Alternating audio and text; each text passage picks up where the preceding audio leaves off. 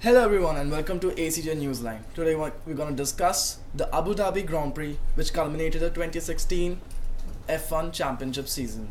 And we're going to discuss about Nico Rosberg and Lewis Hamilton and how the final race was marred by some controversies.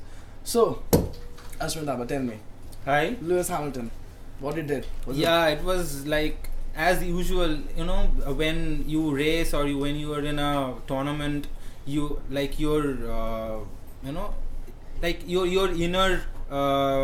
soul. It kicks up. Like it. You want to win that race. You no matter what. It's a war. And it's a battlefield. Want to win that race. So I think the matter of fact for Hamilton was that he was hell-bent on winning the race. He was hell-bent on winning the fourth world championship. And he didn't prefer his teammate to be by his side when he was winning that. But do you think, it was said that he deliberately slowed down so that he can just, push Nico Rosberg back to the fourth position so Absolutely. that he doesn't have a podium finish? Podium Do you think finish. it was a really good thing? Because it's been, debated a lot that F1 is supposed to be a team game, but it is not. What do you think about that? A lot of commentators have recently come out saying that what Lewis Hamilton has done is correct, like Toto Wolff. Okay, he was the ex-constructor of Mercedes from 2010 to 2013, and he has come out on Twitter saying that what Lewis Hamilton has done is okay, it's perfectly fine, because you are in a race, you are racing against time, and you have your own back to look out for.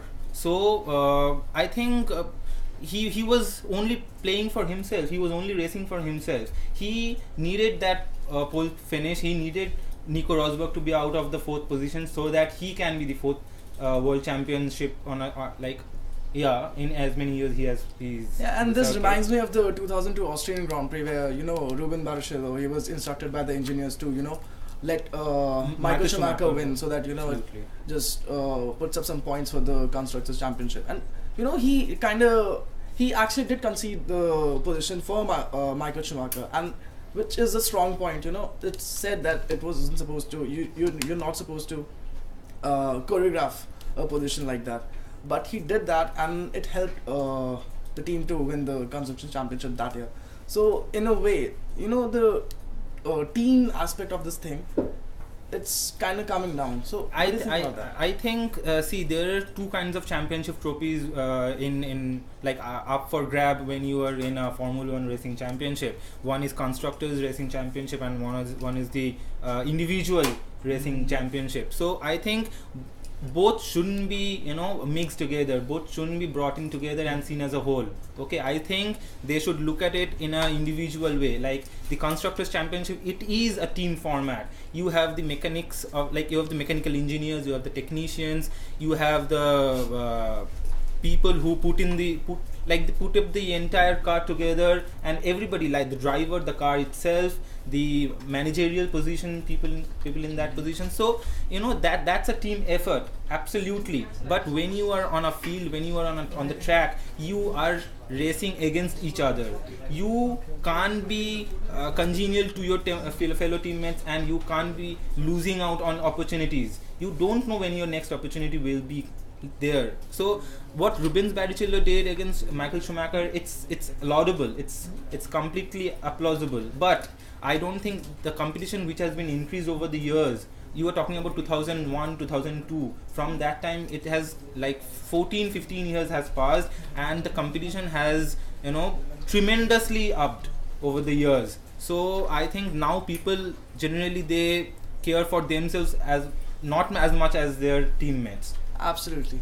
And what do you think about people commenting that Lewis Hamilton deserved to win this race and Nico Rosberg didn't deserve to win this race because Lewis Hamilton had the most pole positions? He won 12 out of 21 pole positions, and on top of that he won 10 races out of, and Nico Rosberg won 9 or 8. Yeah. He won 9. So the fact is, does it all boil down to one's individual performance or the team? Absolutely, it boils down to individual performance. No, there is a certain team effect to it, absolutely. But when you are on the field, it's your car, it's your hands which are racing against your partners. So it's your focus which is needed, most importantly needed on the circuit. How quickly you can accelerate, how fast you can throttle. Absolutely, those like 0.5 seconds also counts in those moments. So I think Nico Rosberg had a great year. Okay, there's no way that but Lewis Hamilton says that, you know, he had a disadvantage during the Baku Grand Prix where his car malfunctioned. Absolutely, Obviously, he got an edge, and here the whole team aspect comes into play, right? Absolutely. Car is made up of so many parts, like thousands of parts. You have the engineers, the aeronautics of the car, like how faster it can go, what kind of design you can get to a car, like what kind of tires, what kind of cooling machine you have in your car, so much as to throttle faster, and all that dynamics come into play. And the fact is, Nico Rosberg had a great year. I would say that Nico Rosberg deserved this win, because in some matches Nico Rosberg had the edge over Hamilton, and vice versa also in some circuits. So Nico Rosberg had been adamantly, you know, trying to win this race since 2014. If you remember, in 2014 Nico Rosberg came a second, like he's missed chance for a few seconds to Hamilton, and from that position and winning the race against his partner in 2016, it's a great thing. I applaud him. So what do you think for next year? Do you think Nico Rosberg will sustain his winning formula? I think the state of his car, it's in perfect condition, like it's state of the art mechanism and all, and I should prefer Nico Rosberg over Hamilton for the next season. Okay, with that we come to an end. Thank you for watching ACJ Newsline.